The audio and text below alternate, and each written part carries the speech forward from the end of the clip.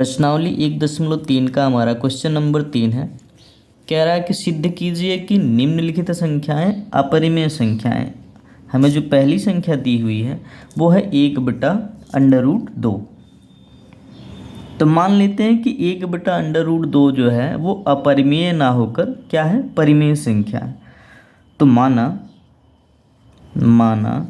1/√2 एक परिमेय संख्या है। क्या है? एक परिमेय संख्या है। तो यदि ये परिमेय संख्या है तो किसी भी परिमेय संख्या को हम p/q के रूप में लिख सकते हैं। p/q के रूप में लिख सकते हैं। ठीक,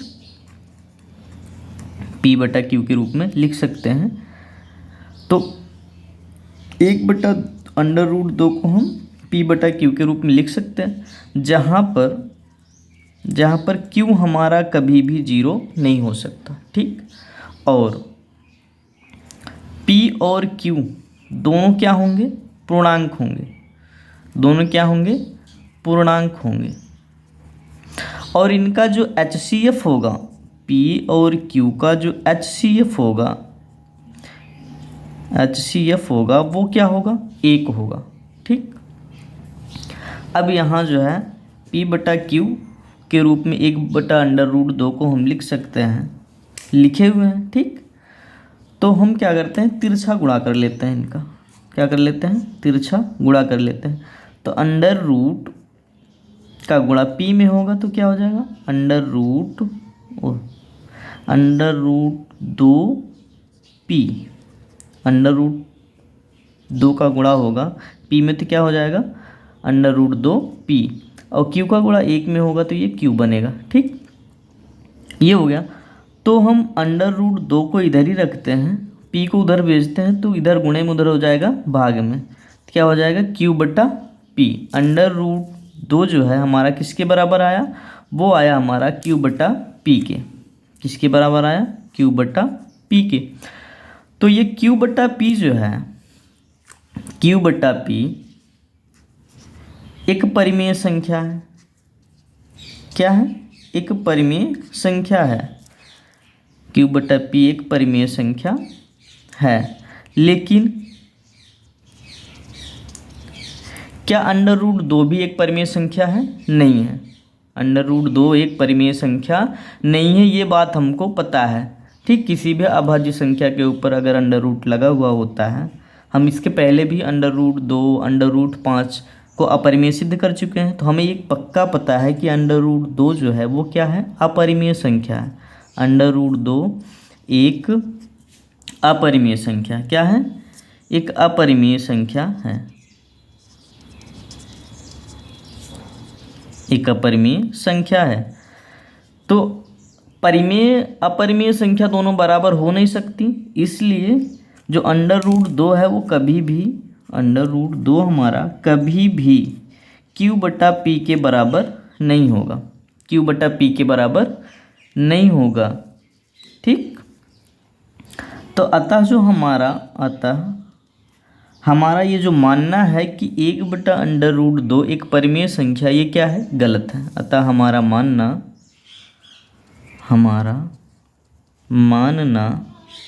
कि 1/√2 एक परिमेय संख्या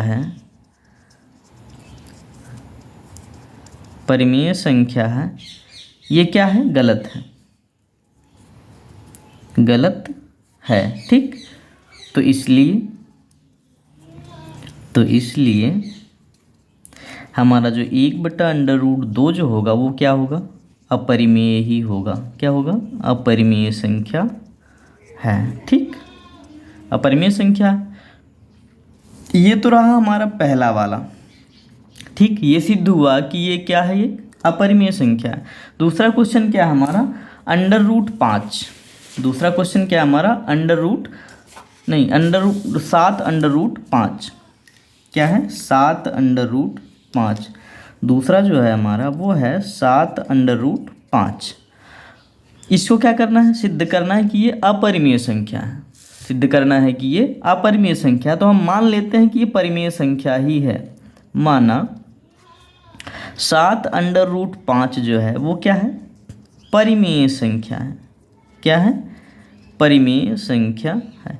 अगर ये परिमेय संख्या है तो इसे हम 7 अंडर रूट 5 को P बटा Q के रूप में लिख सकते हैं, जहाँ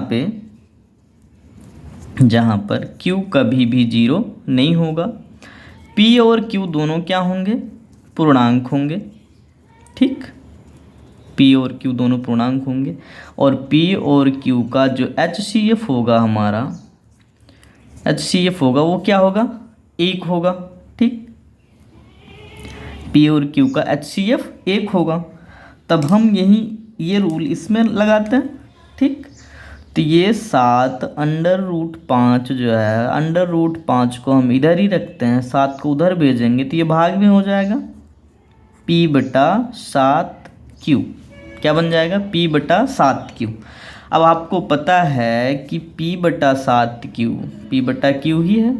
P बटा 7Q क्या है, P बटा 7Q एक परिमेय संख्या है।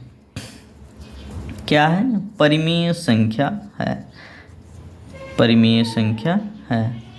लेकिन हम ये भी जानते हैं कि रूट 5 जो है वो एक अपरिमेय संख्या, इसके पहले हमने सिद्ध कर रखा है पहले वाले ही क्वेश्चन में कि रूट 5 क्या है, अपरिमेय संख्या। तो हम क्या लिखेंगे कि लेकिन यहाँ जो है रूट 5 एक अपरिमेय संख्या है। क्या है, अपरिमेय संख्या है। तो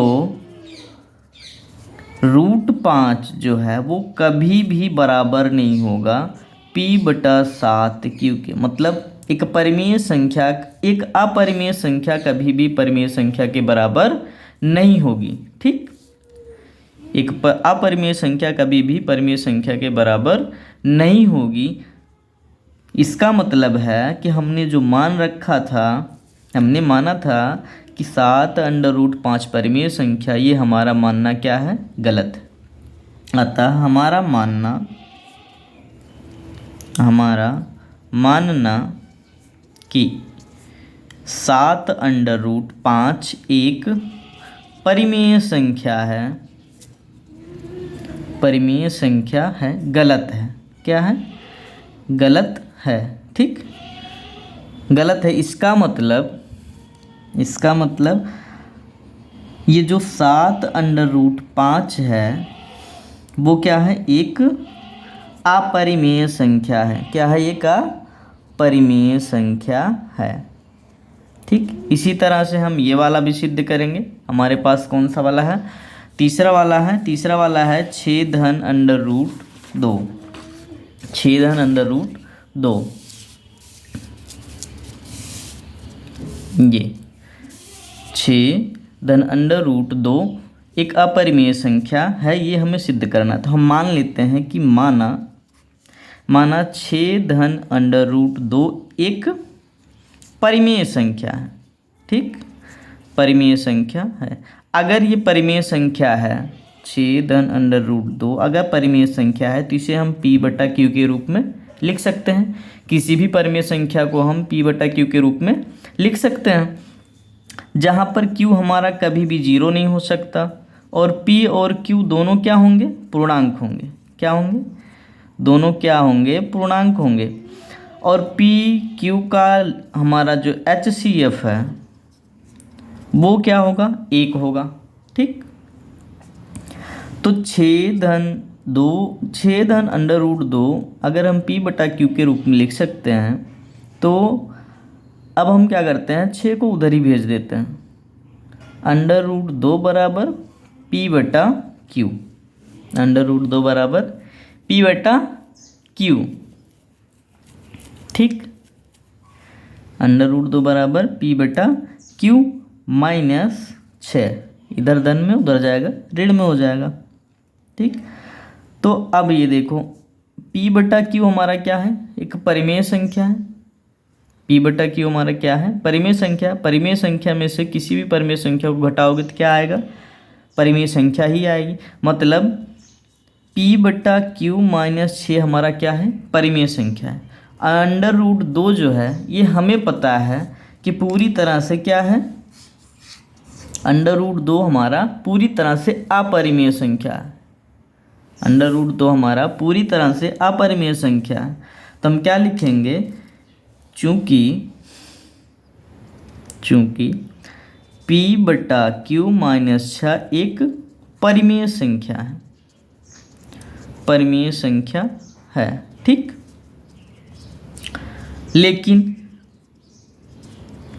लेकिन अंडर रूट 2 जो है वो क्या है, अपरिमेय संख्या है, अपरिमेय संख्या है।